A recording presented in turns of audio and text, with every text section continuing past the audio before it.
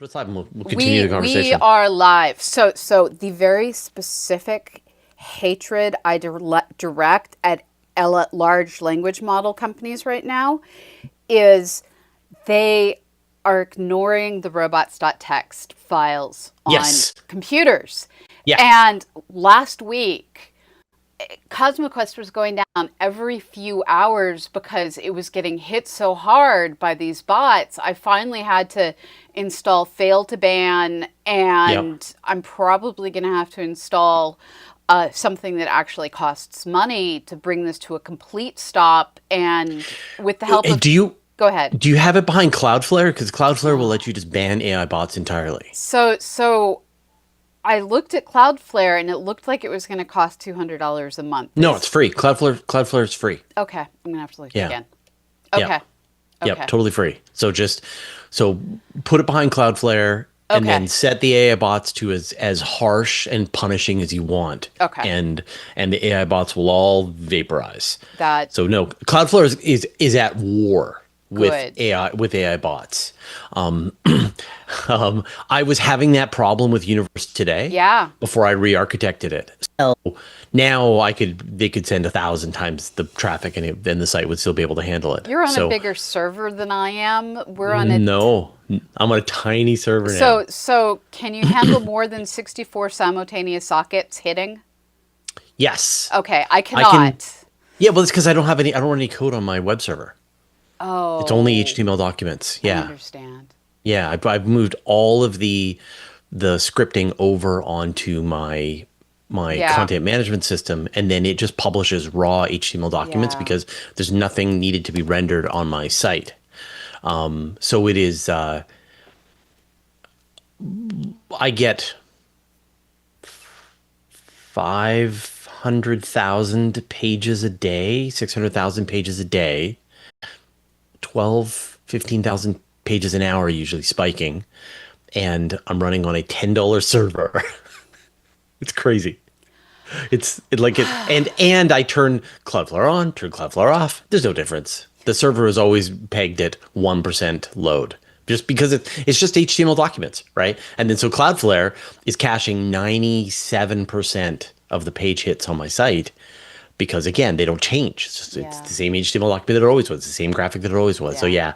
yeah, I'm quite happy with the new architecture of the site, and all of my problems have all gone away. I have new problems, but they're not traffic problems. Yeah, But anyway, I yeah, need to figure yeah, out how to do that specifically with our 365 days of astronomy site because by requiring transcripts, it yeah. is like every LLM's favorite Oh yeah, thing. yeah. It's a And feast. Yeah, we were getting 60 hits a second, which knocks the server over. yeah. And so the problem with Cloudflare that you're going to get is that you suffer caching issues. So the page people will go and they'll post and they'll go like, how come my post isn't showing up? Because it's getting cached. So you just got to be super careful Yeah. about how you clear the cache, it's going to require some careful expertise to make that work. But yeah, at the end of the day, it's an impressive first line of defense. And you can block just the mean ones, the ones that don't obey, and let through the ones that play nicely. So Yeah. yeah, I have a test server that I don't have password protected. I just have it with a robots.txt saying don't crawl this, and it's It crawled, just you know. hammered. Yeah. Yeah, well, it's not hammered. It gets crawled about 700 times a day Okay. when there should be nobody crawling it Yeah. because it doesn't exist. That you literally have to guess the IP address to know that server exists, and yet that's what's happening. So anyway, we're back. And we are plagued by AI, and I'm also plagued by mice. I came downstairs to set up for this stream. Yeah. And the first thing I went to do, so I started the computer up, and while it was starting up and the lights were warming up, I walked over to my new fish tank, remarked to myself that the new plants I got apparently brought snails with them. They always do. They always do. And I clearly am going to have a dwarf pufferfish in my future. And then I went to feed them, and I had 2 containers of food, the flakes that have the lid and the Mm. algae wafers that did not, which is something that will be changed by the end of the afternoon. Yep. And the had been full yesterday container of algae wafers was completely empty. Yep. Yum yum. So you may remember that at the beginning of the summer, in our last episode, I believe I related the story of the mouse in my coffee cup. I thought I had gotten rid of the mice. I thought I Yeah. had, but it turns out that no, they simply hadn't been able to find any food, so they weren't Yeah. doing anything. And then stupid me goes and leaves the lid off of the algae wafers. Yes. Yeah. So we have a pretty big mouse problem, and it's mostly self-inflicted. So, but I put out traps every Friday night and pull 2 or 3 mice out of our truck, pull 4 or 5 mice out of our trailer for like our camping trailer. Yeah. And then a few more mice that are really close to the house that are like running around my front door, and they get into our walls. We can hear them scrabbling around That's where inside they our are. walls. Yeah.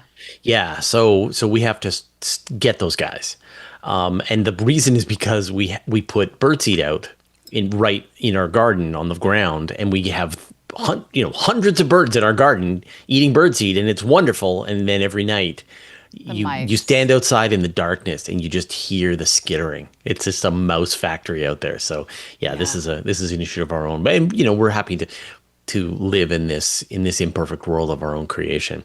All right, we should do our job. Okay. Do we even remember how to do our job? I don't know. I do have my audio software open, so there's that. Yay. I am going to press record, and it is actually recording, and the levels look good. Right on. I have done the same. Yay! Yay! Get cracking. Astronomy Cast, episode 763, Interstellar Comets. Welcome to Astronomy Cast, our weekly facts-based journey through the cosmos, where we help you understand not only what we know, but how we know what we know. I'm Fraser Cain. I'm the publisher of Universe Today. With me, as always, is Dr. Pamela, a senior scientist for the Planetary Science Institute and the director of CosmoQuest. Hey, Pamela, how you doing? I am doing well. I figured out roughly our recording schedule for the year, and it looks like episode 800 is going to either be the last episode of this year or the first episode of next year. It depends on what happens. We're so close. And like, this is season 19. It is season 19. Okay, because I just lost track. I don't even care anymore what season this is. It's season more 19. Than 5. And season 19. And wow. have you seen all the new features that Patreon rolled out last week? Mm-hmm. So it's just sort of like new season, new us. Yes. And so I'm super excited. I am working on rolling out all the new features, and wow, I'm going to be busy this week. And we've leaned hard into Patreon for Universe Today. Essentially, I'm pushing all of the content there, all of our RSS feeds. The public feed goes there, the private feed goes there. It makes me a little nervous, but it's such a better existence. I mean, since we made the change over to no ads on Universe Today, switching completely supported by Patreon, I've never felt calmer. I'm in this sort of monk-like existence where I'm just in this state of eternal bliss, choosing what to do today, as opposed to feeling anxiety and panic over the rise of AI slop and the decreasing amount of ad rates and the brutal search engine optimization mouse wheel and all of that. It's all just bliss now. So if you haven't already, come support us on Patreon if you want this content. That is the way. Astronomycast.com. No, patreon.com/astronomycast. Yes. Or patreon.com/universe today. Or patreon.com/cosmoquest. CosmoQuest, And so you can support all of that work that we do. And, for those of you who already subscribe, I mean, the hope is that we'll make this an even more valuable experience because we're just, we're all in. Yeah. And then for those of you who are like, "Huh, I'm on the fence. I don't know. Are there benefits?" Oh, there are benefits, and you will appreciate them. So definitely go in and check out what we're doing. Okay, well, we during a summer hiatus, the third interstellar object was discovered, Comet 3I Atlas. So now we have three different interstellar interlopers to compare and contrast. What are we starting to learn about other star systems from this small sample size, and how will our detection get even better? And we will talk about it in a second, but it's time for our break. And we're back. Do you like the timing on this? The discovery of Yeah. 3I Atlas was July 1st, I It's July think. 1st. Yeah. And we had just finished recording our last episode. I don't think it had quite come out yet. Yeah. And it was like we just missed it. Yes. But I mean, what would we have said at that point? There's a fast moving object that we know has a coma-ish Coma? around Yeah. it. Yeah, it's out by Jupiter or it's out by It was Saturn. out by Jupiter at that point. Yeah, Yeah. yeah. So And now it is much closer. Every major telescope, space and ground, has been pointed at it, yeah. and we are getting. I mean, every week when I do my news update, it's just like, here's the latest news on 3I Atlas, and it just gets better and better and better. So, yeah, this has been a fun one, and so we're just gonna plant our flag now and let you know what we know about it, and just what we're learning about interstellar Yeah. objects, and continue this conversation. So, I guess, what do we know about 3I Atlas? All right. So on July 1st, it was recognized that there was something moving at an absurdly high velocity through the outer solar system. We're talking, at that point, they were trying to figure out exactly what it was, but it was like 60 to 90, depending on which set of images you used. And Wait, when you say 60 to 90 kilometers per per second. second. Sorry, Yeah. units matter. Yeah. And that is obscenely fast for a solar system object. And in fact, you cannot be tied into our sun at that distance and not be on an escape velocity Right. at that velocity. So this is way faster than Oumuamua. This is way faster than Borisov. And yet we are super fortunate that we're catching it inbound and not Yes. outbound. Yes, and unfortunately, this is the most annoyingly timed comet that ever could exist. If you run one of the simulators that allows you to see its almost straight line both through the both through the solar system compared to the orbits of Earth, Mars, Jupiter, there is pretty much a straight line through I3 Atlas, the Sun, and Earth when it is closest to the Sun. Right. So we're going to be like in the worst of all possible Right. places when it is in the most interesting of Yeah. all possible places. Right. So perihelion, when it's going to be experiencing the maximum amount of radiation pressure from the sun, should have the best tail, should be throwing out as much of its material as we can hope for to get a really good glimpse at what it's made out of. That is the time when that we are not going to be able to see it. But and then it's going to be lost in the glare of the sun Yeah. before and after. And so, yeah, it is terrible, terrible timing. But next Christmas, as we come around the other side of the sun, we should be able to watch it on its way out. It won't have made it too much further at that point. Yeah. So unfortunately, the place that would have the absolute best view of this is Mars, and we Right. just don't have a big telescope at Mars. We have a pretty good telescope at Mars. So, Right. yeah, so it's going to be coming within, oh, I forget the exact number, but like in between 1 and 2 AU of the sun. So farther than Earth. So it's not going to get that Yeah. close in early October. But it is going to do a flyby of Mars and get within 0.2 AU That sounds about right. Yeah. of Mars. Yeah. So it's going to get very close to Mars, and we do have a bunch of spacecraft there, including the Mars Reconnaissance Reconnaissance Orbiter, which has pretty much the largest telescope that is not in orbit around the Earth. Yes. Or at the Lagrange point. So I think, what is it? I forget the size of the telescope. several centimeters. Anyway, it's relatively large, and that's what gives us those great images of the surface of Mars. So it's going to be able to take some pictures, but is it better to have James Webb take a shot from farther away with dramatically more power? We use everything. We'll throw the kitchen sink at it. Yeah, and I mean, the sad part is just we want to see it when it's closest to the sun, because as you said, that's when we're going to have the most outgassing. It's when it's having the most outgassing that we can measure its composition the best.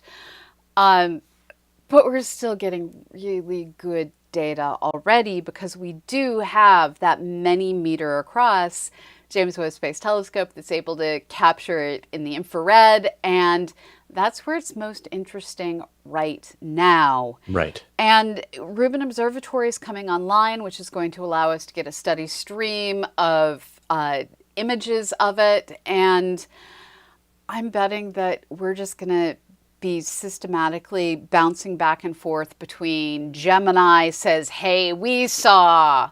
Yeah. JWST says, Hubble, hey, we yeah. saw. And this is what's happening right now is director's discretionary time is getting used on all these different instruments.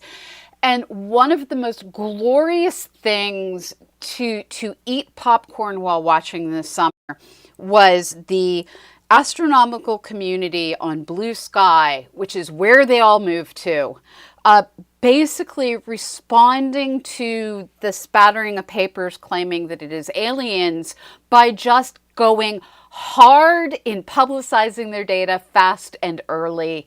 And so irritation is causing people to be motivated to work fast.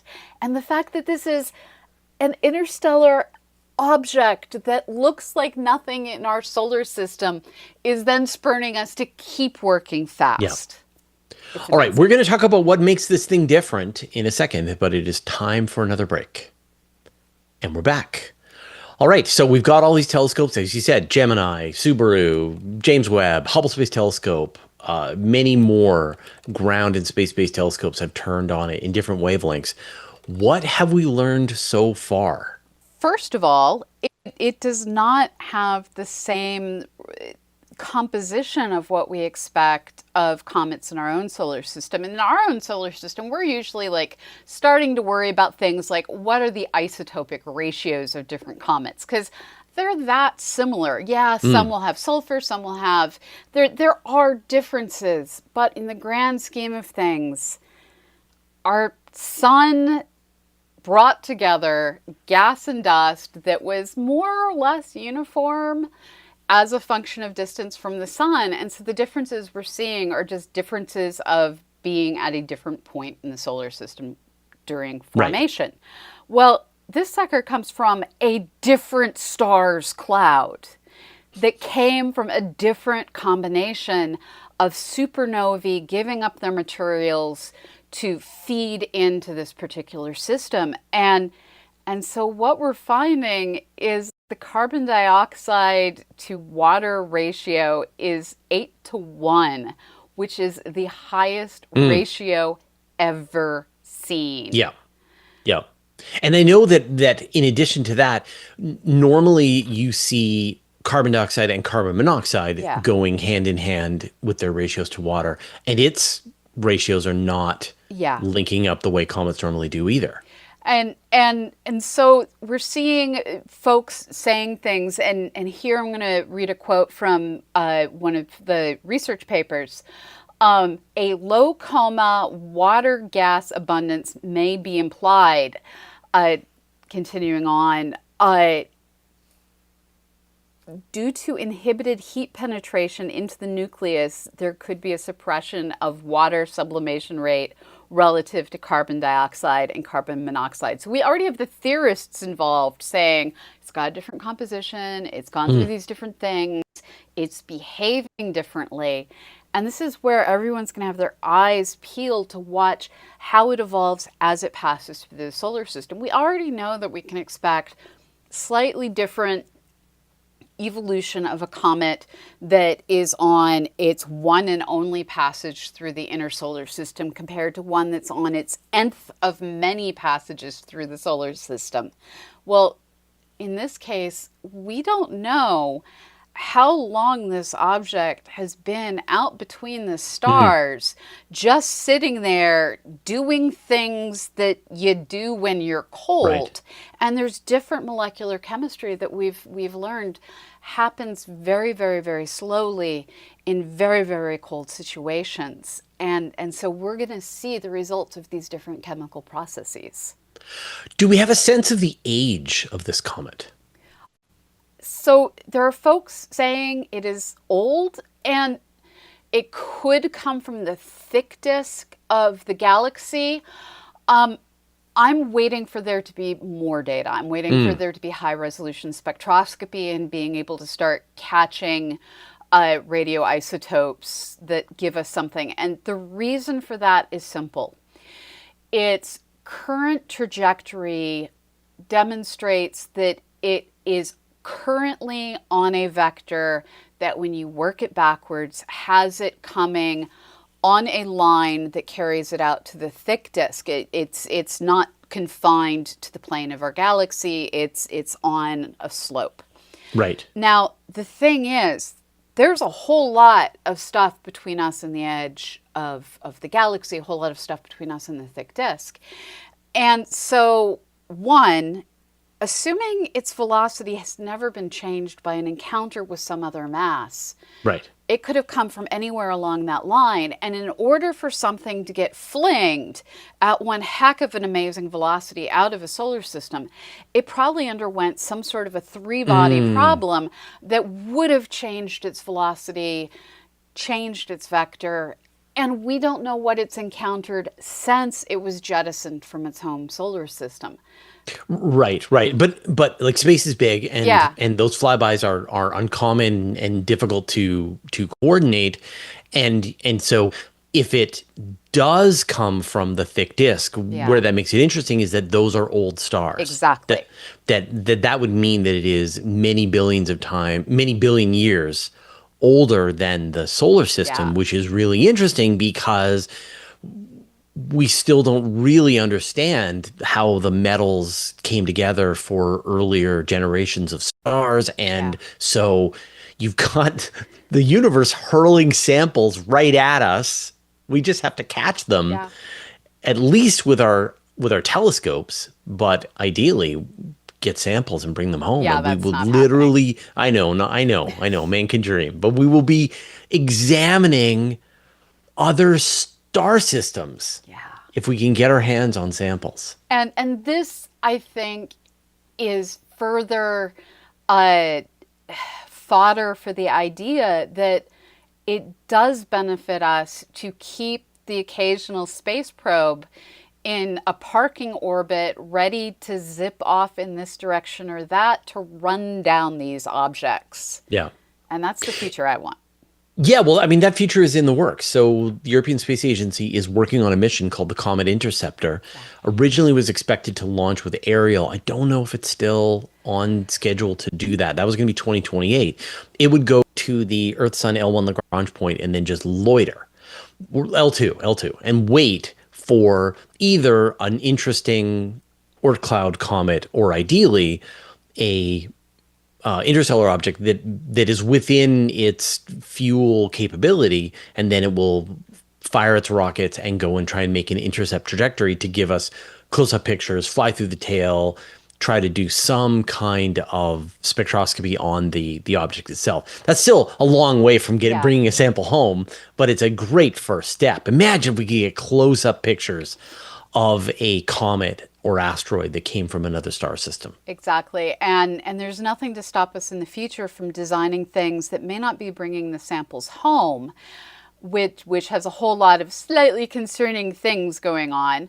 But if we can start lifting things that carry better scientific sweets on board, where they start being able to do chemistry similar to what Curiosity has been capable of doing, we have a future where, as we look at heavy lift rocket after heavy lift rocket being under development, we can start imagining heavy mass ships capable of grabbing a sample and doing in situ laboratory Yeah. science.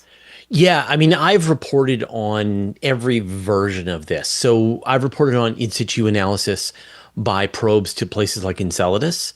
And it's kind of the same technology that you fly through the plumes on Enceladus and then you taste it and you analyze what it is that you picked up. Same thing, fly through a comet tail and analyze it locally. But the dream is to bring back a sample return. And there's some really interesting mission ideas where you could even theoretically bring samples back home. You know, as you said, a honking big rocket. Yeah. But then there are essentially an ion thruster connected to a nuclear reactor, or even an ion thruster connected to an RTG, like the kind of power system that's on Curiosity and Perseverance, but with no other craft. And so it's just engine and power with a tiny little sample return capsule. Then you could fly through the tail and then head for home. And these things can give you like delta V's in the range that would actually be able to retrieve a sample. Maybe not from Trialis, it's going so fast, but maybe a slower one. So there's some, now that we know these things are out there, people are starting to go, oh, how do we get some of this home? Which is great. All right, we're going to continue talking about this, but it's time for another break. And we're back. All right, so now we've got some sense of what's happening with Trialis. So now do we have some larger context? I mean, we know about Borisov, we know about Oumuamua, and now we know about Trialis. Are we getting a sense of like how many of these things are out there? How many are passing through the solar system? Is there anything in common among them? Well, saying there's something in common, at what level do you want to look at them? They're all objects that grew comas as they passed through our solar system. Now, what's important to realize is we actually have for a long time had a sense that there should be comets from other solar systems. We just haven't had the survey instrumentation capable of finding things on the regular. But as we build system after system, as our software gets faster and faster and able to process for what changed more efficiently, it's thought that we're going to be able to start detecting depending on which paper you read, 6 per year to dozen per year of these objects that should be out there. And so it's not that we didn't think they were out there. It was that we didn't really have the capacity to see them. And one of the things that I've been kicking myself for is like all of us as undergrads who became astronomers learned conic sections in both our physics classes, our calculus classes, and our astronomy classes in connection to comets, where we were learning comets have hyperbolic, parabolic, and elliptical orbits. Well, only elliptical orbits keep them in our solar system. And none of us thought to ask as struggling undergraduates, or at least no one in any of my classes thought to ask as struggling undergraduates, wait, these parabolic and hyperbolic, we're flinging those, right? So that means we're ditching this number of comets. That means other solar systems, if they're out there, are also ditching comets. And as soon as you start thinking about what fraction of our comets have parabolic and hyperbolic orbits, it becomes natural to start asking what percentage of other solar systems. Now, when I was an undergrad, we didn't know exoplanets existed yet. You and I are old. But now we do. And now we also know exocomets are visiting. And it is amazing. And I want high resolution spectroscopy. And you can't do that from a spacecraft. Because it takes the entire basement of an observatory to build a high resolution spectrograph. So you're needing something like bigger than several ISS units to do it, but it will get closer. We'll be Yeah. able to see it better, and I am excited. Yeah, people have been saying like why Yeah. did we never notice this before? Why are they just happening now? Well, it's because our ability to detect them has Yeah. finally come online. We are in the era of these all sky surveys. The Zwicky Transient Facility, the Yeah. Atlas. There's when you look at the names of comets and asteroids, they're often named after the Yeah. observatory, and so there's a bunch of these now that are operating. But the mother of all sky surveys is now in its final commissioning phase, and that is Vera Rubin. And so our ability to detect these kinds of things, to identify them quickly and start to study them, will go up orders of magnitude thanks to Vera Rubin, which is now just a couple of months away. It's crazy how soon we are to the beginning of that operation. And then it's just going to be a fire hose of these things and asteroids and comets and planet nines and Yeah. supernovae, and all of this is all going to come online because of all sky rapid time domain surveys. So, I mean, what I find really interesting about Oumuamua and Borisov and Three Eye Atlas is that they are very different from each other. Yeah. Borisov is the least weird of the bunch. It has a very comet-like. Like it It feels like it was didn't a come out from. comet, as Yeah, comets should be.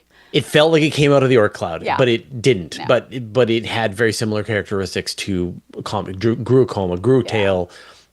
The chemicals in it were relatively similar, but Oumuamua, as we saw, had this really strange It was a length needle. to yeah the length to height ratio, Yeah. which is super unusual. It outgassed in a different way than a comet normally would, and so people are still on the fence about whether it's an asteroid, whether it's a comet, or whether Yeah. it's like a weird iceberg of frozen hydrogen. Like there's some really out there ideas. I mean, not to mention the people who think that they're spacecraft, but like prove it. And then Atlas, as we talked about, has different ratios Yeah. of carbon dioxide to water, different ratios of carbon monoxide to water, ratios of even the metals that we're starting to see in them.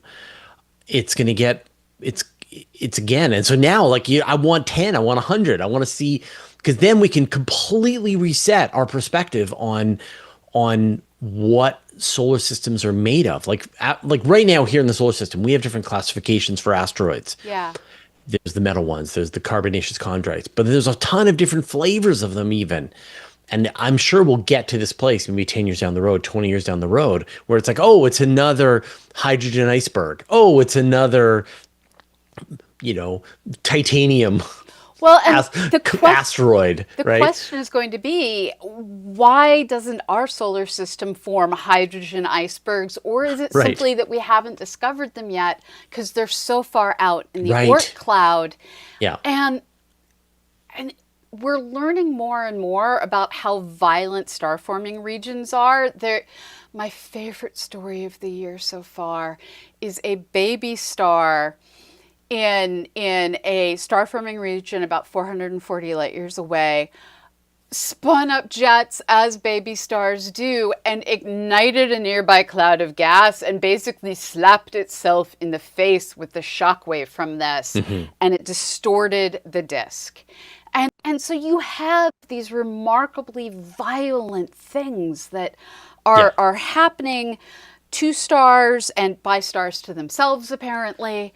Yeah. Planets to stars to planets, planets to stars. Yeah. Yeah. Worlds And the universe getting is ripped throwing off. all this. Yeah. The universe is throwing all this stuff at us. Yeah.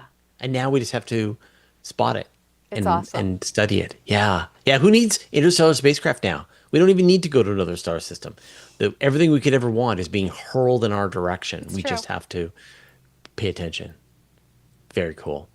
Thanks, Pamela. And I'm sure this is good. We're going to do probably another update when it's on its way out and we've Yes. sort of learned all we can. We'll do a proper, okay, what did we learn about Three Eye Atlas? But for now, hopefully this whets everybody's appetite and you'll continue to watch slack-jawed as we learn more about this interstellar interloper. Thanks, Pamela. Thank you, Fraser, and thank you to all our patrons. I completely have not downloaded your names because I've been working on setting up the site. So what's going to happen is I am going to read your names, and having looked at how Fraser does this to try and learn lessons from him, I am going to come back and read your names with the names going down, the screen. So that the pronunciation is destroyed, but the actual words are there. So this will be recorded later, and afterwards. we're going to improve how we do this. Yeah. Changes are coming to Patreon. Please go check out everything. I've been posting a bunch of free posts over there talking about what we have planned. We're going to be learning how to take advantage of that Go Live feature, and there is a new, I have to math that, Q&A that is distinctly different from what Fraser does, because it's literally going to be me taking the questions you ask that require math and working the math on camera. Oh, that's amazing. All right. Thanks, Pamela. We'll see you next week. All right. Bye, everyone. And then they saved. Oh, all right. Dropbox. So 763. Yeah. Well, yeah, people watching, do we remember how to do this? I think we did okay. I'm even remembering to put it in the correct folder. All right. I'm proud of myself. You're a hero. I wouldn't go that far. I've had enough coffee before recording. And I have to say, I completely filled the notebook I put notes in at the end of last season. Like, it was glorious. I was just like cramming things onto the last page of the notebook. Deeply satisfying to finish the notebook and finish the season at the same time. And in memory of our trip to Joshua Tree, this season's notebook is a Joshua Tree notebook. That's cool. All right, I'm going to redo the rant that I did when we were off camera, just so that everyone can kind of hear the perspective and we can get sort of other people's perspective on this as well. So we, on my main channel, we did this week's Space Bites, and we kind of trolled, kind of clickbaited, and so we said that Comet 3i Atlas isn't normal, and by that we meant it does not have the carbon dioxide to water ratio that you would expect to see from an Oort cloud object. It is not normal. And we got a lot of people who were like, oh, that's really cool, really interesting, blah, blah, blah. And then we got a ton of people, like, it went semi-viral. Like, I think it's at 200,000 views at this point. It definitely took off. And we got a ton of people like, oh my God, I can't believe a channel that isn't this AI voice. And it was, I've never seen this kind of a response in the YouTube comments. Like, I've seen people complaining about AI and so on, but I've never seen just so many people shocked and gratified that there was actually a human being who was on the other side of this video that they had clicked on to find out information about that they're interested in. Yeah. And so now, like, if you go to YouTube, you do a search for 3i Atlas, sort by date uploaded, time uploaded, then it's all just spam. It's just AI slop. For pages, and so it's no surprise, and a lot of the slop is getting many 300,000 views, 500,000 views, so many more, depending on how bombastic their response is. So we are now crossing into this unusability. We're now entering the unusability era of the internet thanks to AI slop, and I think all of us, and I'm sure those of you who are watching this right now, we're all just exhausted by it. Having to run this cycle in your brain. You're like, is this a picture of AI? Is this real? Is that real? And we have enough triggers when we read a piece of reading and we see the M dashes and we see it's not this, it's not just this, it's that, and the rules of three and all of that. Yeah. And when people send me emails and stuff about, and they've had it written by an AI, like, oh, Fraser, I really enjoyed your recent interview where you talked with Dr. Pamela Gay about insert topic here, and and at the 316 mark you noticed the blah blah blah blah. You're just like, come on. Like, I know you just took my transcript of my show and you fed it into an AI bot, and then you just produced a thing, and now you want to sell me something. Get lost. And and I don't want to see it. I don't want to Yeah. watch it. And it's not that I'm like, if a human being wasn't involved in its creation, then I don't want to consume it. And by human being involved, we mean more than just typing in something at the prompt. Yeah. Yeah. Last January, I had a really terrible week. I went to Podfest and I was expecting this amazing experience of getting to hang out with my people, fellow podcasters. And instead, I found myself drifting aimlessly from session to session, like the philosopher with the lantern looking for truth, except I was looking for no AI. And there was one session that I went to where the person proudly stood at the front of the room saying they typed ideas into Google, fed what they found into ChatGPT, downloaded the information, ran it through Notebook LM, Yep. and then put the podcast on the internet and monetized it. And Yes. we're bringing in large sums of money. And we're not bringing in large sums of money. And I was like, F this, F the Yeah. internet connection it wrote in on. Yeah. What the F happened to our field? Yeah. Yeah. And like, I'm not super worried about that because I think it's going to, I mean, there's a huge backlash Yeah. already when people post about like something that's clearly used AI, then people are quite angry. Yeah. And so I think people who have a reputation, people who are concerned about their reputation, if they do lean on that kind of technology, then they're getting hammered by their audience. And so there is a big backlash. What worries You're- me is how we. Whoa! What happened? Stop. Sorry, I accidentally started playing our recording. So what has me concerned though is we are currently ruled by the algorithm, which Yes. means new people finding us have to make it past all the AI. Yeah. And there is this cadre of tech bros that believe the AI is superior to the humans and would rather listen to the AI. And because these are the people with the money, and these are the people who are demanding their staff use AI and are monitoring that their staff is blowing through enough Claude credits or whatever. Yeah. Yeah. Yeah. So I mean, they're obviously objectively wrong. Yes. And that's and I think it's because people don't understand when you use this and when it's bad. And like obviously anyone can make their own decision for this, whatever, right? Like if I'm trying to troubleshoot a problem with a piece of code, then I'm not going to look for a podcast that might happen Right. to wander across this conversation about the specific problem that I'm having with the code.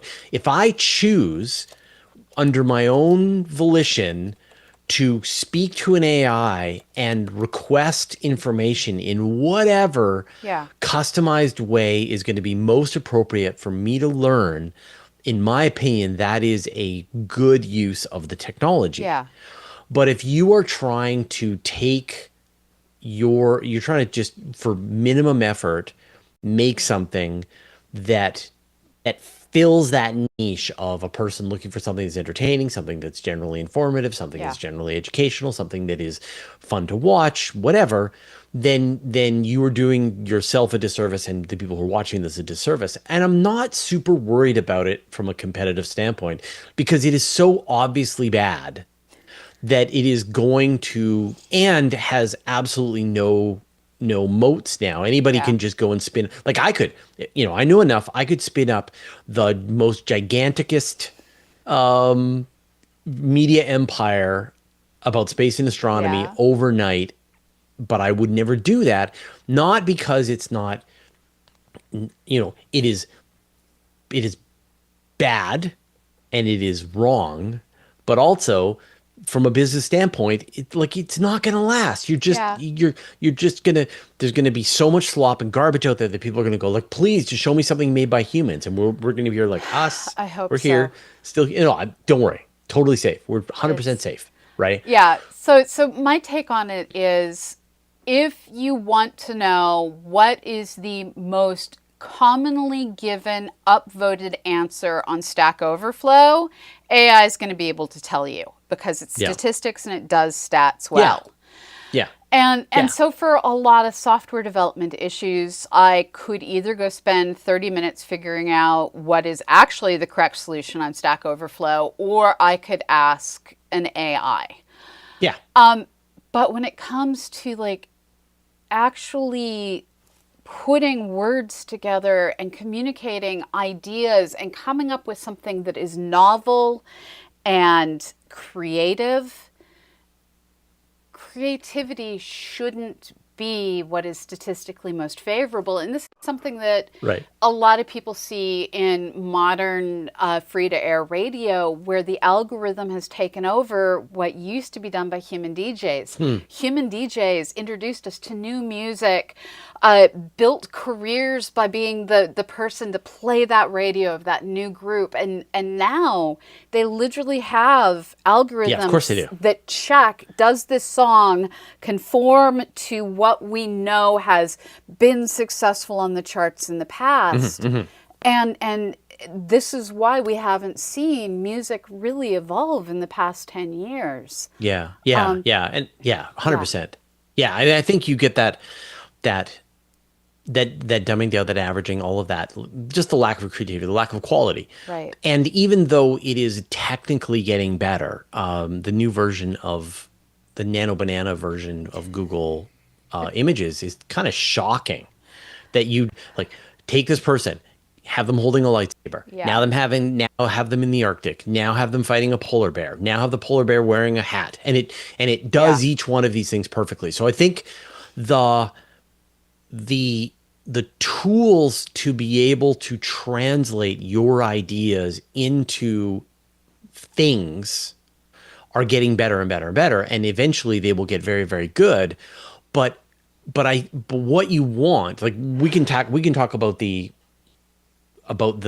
issues about how it's all trained on and stolen, right? yeah. Like that's a whole other conversation, which we'll probably need to have in a second here. But I think I want to, like, if a human mind has sat down and choreographed an entire fight scene to make it logically coherent and consistent, Yeah. and have, they've done little terrible sketches, and then they've fed that into the AI, and they've developed the characters, and they've made it, storyboarded the whole thing out, then they're becoming an art director.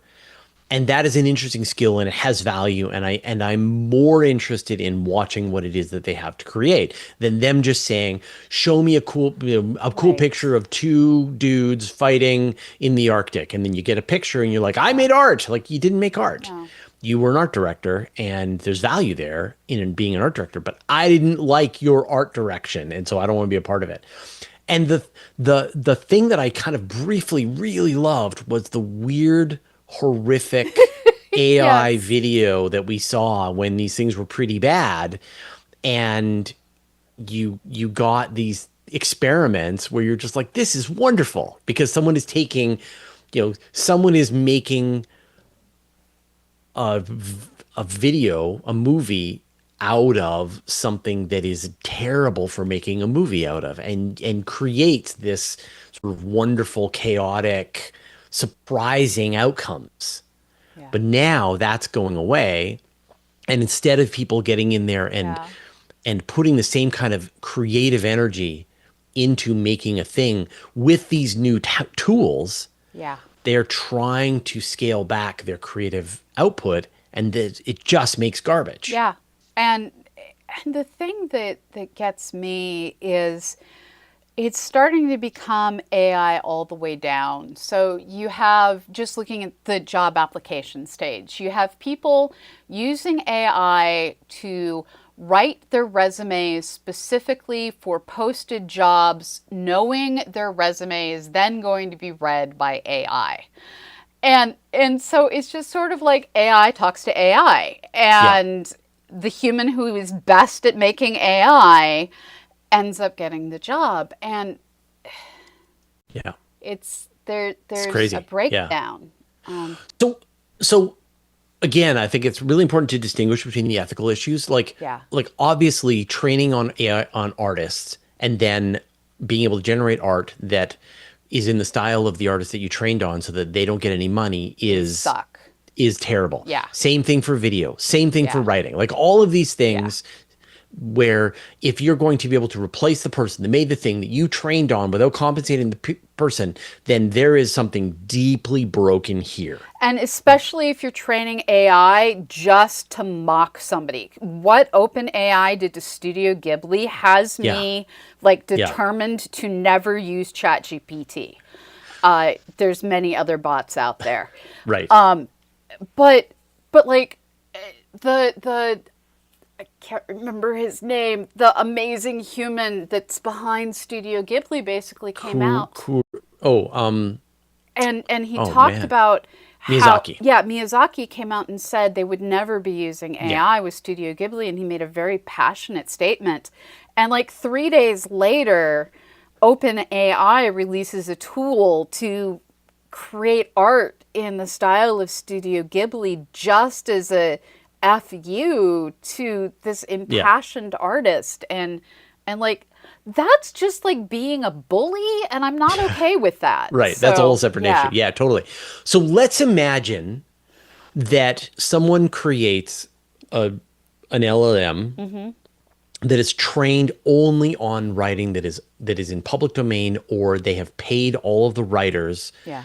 and paid for the rights. Let's imagine an art creating AI that has been trained only on art where is in public domain, or all of the artists were compensated for what they felt to be Yeah. fair for the training. Let's imagine a video creating AI where it has been trained on video, where everybody who had their material ingested was properly compensated. And this is what Adobe is working to do, by the way. Yeah. So, Yeah. I mean, 11 Labs has done this. Yeah. Adobe has done this. Yeah. These are not impossible things Yeah. to do. So now, like, once you've removed the ethical concerns about the material that went into creating this AI, I think that there is a place for me, if I have a creative idea that I want to be able to get out as a book, and I'm not there with my writing skill, but I'm willing to put in the time to work with the AI to art direct it towards the thing, then there is probably value there Yeah. if you work at it hard enough. Same thing with art. Like if you sit down and you make a thing, an art piece, but you don't know how to paint and you don't know how to draw and blah, blah, blah, but you are making something that causes an impact on another person when they look at it, or when you make a video that tells a story and causes an emotional reaction on a person, then you're moving in the right direction, but you are not, you have to come up with a different term for what you are, And right? I You're not an artist. and what You're a person who is creating art, which Yeah. we need to come up with new terminology. You're more of a director than you are a filmmaker.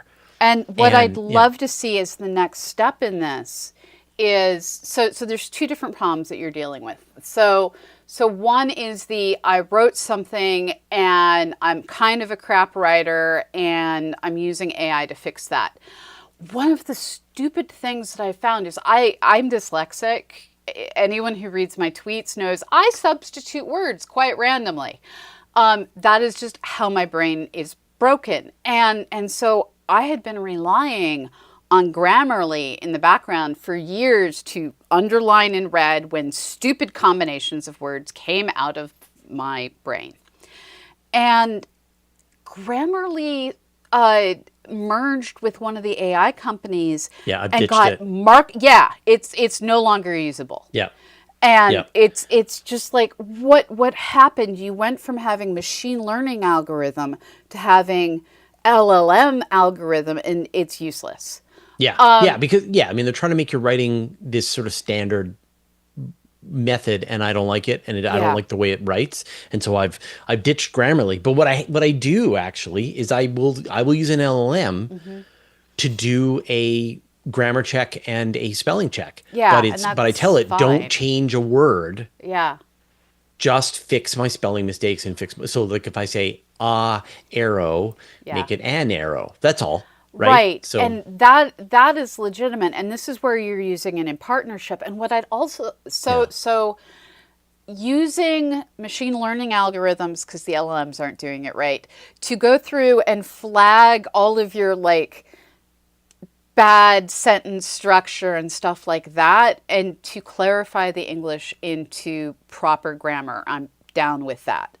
And you'll usually learn along the line, you'll usually learn along the way that either your brain is like mine and just barfs in interesting ways, or you'll improve your English. And the yes, other side of that is on the artist side, I'd love to see a world where someone who struggles with their art uses words to build something that is close but lacks actual originality, and then yeah. takes that thing as a storyboard to an actual artist and Mm. says, partner with me. Or well, maybe, but at the very least, is making tweaks to a piece of Yeah. art and going, no, no, the hand doesn't look right. No, no, the hand doesn't look right, and starting to learn why the hand doesn't look right. And noticing when the hand looks right and using that as a way for them to become a better actual artist. I'll give you a practical Yeah. example. I'm messing around vibe coding a video game, and and I started being very kind of loose with the way I was doing things. I'm Yeah. like, make this part, make that part. Now let's see the thing go. And now, and it was just, it would work for a while, and then it would just start to fall It lost apart and its just turn into this. context. Yeah, exactly. Yeah. And now I'm at the point where I have it give me a plan. I ask it to give me an incredibly detailed structure. What are the classes? What are the Yeah. modules? What are you going to do? And then I look through and I review the code to watch exactly what it's planning to do. I'm like, hey, you hard coded a bunch of things here. They're going to hide some bugs. Yeah. You've put in some legacies thing. I don't want that. And you like, why are you doing it this way? And you should be doing it that way. And it was, oh, you're absolutely right. And then it comes back with a new plan, and then I change it. And so I'll Yeah. spend maybe an hour going through the plan with it, and I'm realizing how much better I'm getting at thinking about the algorithms, thinking about the data structures, thinking about the way the program communicates with itself. I'm producing 1/10 the code, But you're actually and looking at your code as you go, aren't you? that's exactly it. And so Yeah. now I no longer let it just make code. Mm-hmm. I now force it to show me the code, and then I evaluate the code, and then I make decisions about it because I can remember the context. Yeah. And I think that there, it's like these tools have come, and they're really powerful, and people are taking the wrong lessons from this, Yes. There are folks out there, right? some of them are my close friends, who have started vibe coding in a environment where they are not looking at the code at all, and they're only using a microphone, and looking at a code is the antithesis of what they're trying to do. And like the first time I tried vibe coding, within 10 minutes, it had submitted my username and password to GitHub. And it was just like, Ah, how did I yeah. get here? Yes. What have I done wrong? And Yep. so when we can use it to learn new things, to leverage our abilities, to look things up, I use it in Adobe all the time to subtract backgrounds, or to take that linear gradient in the background and give me a bigger background. Yep. And these are things I feel absolutely fine ethically doing. It's when people start to move towards that Fahrenheit 451 environment where they're no longer reading the words, they're no longer reading the ideas, where everything is moving towards a sameness of written style, of vocabulary, of punctuation, and the Yeah. AI is driving us toward what it has determined is algorithmically the perfect way Yeah. to do everything. I don't want that mono society that AI would build. Yeah. And I wonder, like these tools are powerful, and you could use them Yeah. to make you better, to teach you a new language, to teach you new skills and abilities. to allow you to get better at the kinds of things that you think are important and to improve your own humanity. But in the way they were structured or the way they appear to work or the way people have accepted them, the way they're being marketed, I'm not sure. We're going through this phase where people are taking all of the wrong lessons. Yeah. And I think we're seeing now there's this growing backlash. People are starting to say like companies are wasting tons of money, that people are starting to get really sick of this and so on and so forth, because I think it's a result of the companies adopting it and going, you must use AI no matter what. And people are Yeah. like, well, I guess I'll vibe code and I'll make garbage and I'm going to be submitting my password credentials to GitHub and it's going to come back to haunt me, as Yeah. opposed to, okay, now I can learn how to program better, or now I can learn how to draw better, or now I can learn how to write better, now I can learn how to speak another language, that I can learn to connect with people better. Yeah. Instead, they're looking for crutches that it is then making us weaker, is making us worse, all the while consuming electricity and Water. stomping on the intellectual property rights of the people who are making this Yeah. stuff. Yeah, and so it feels like people are starting to get the message, and I think that we will come out the other side of this 5 years from now going, okay, now we know what this thing's place was in our society. Now but at the same time, it's getting faster and better, and so that window for us to put this to use in the right ways is closing as we start to accelerate putting this thing to use in the wrong ways, which will make us softer and weaker and less capable over time towards that, as you said, that kind of algorithmic mediocrity that we are rushing headlong towards, and it makes me sad. But then I guess if everyone thinks they're using it right, I'm doing it right. You're all doing it wrong, right? And this is your reminder, all of you creatives out there, to go check out the class action lawsuit against Anthropic. They're being forced to pay creatives. I found that they had scraped Lightspeed magazine, and so all of my articles on the science behind the fiction totally scraped for LLMs, as well as some of my research papers. And it's like, really, RLREs are okay, I guess. I wonder how many Universe Today articles of mine they've scraped. Oh, I but know. You but can everything find is out. It's all indexed. Oh, great. Well, everything's Creative Commons anyway, so I don't have a right to what they're doing is perfectly acceptable by My stuff in Lightspeed was not. Right. Yes. All right. Well, we've reached the end of our hour.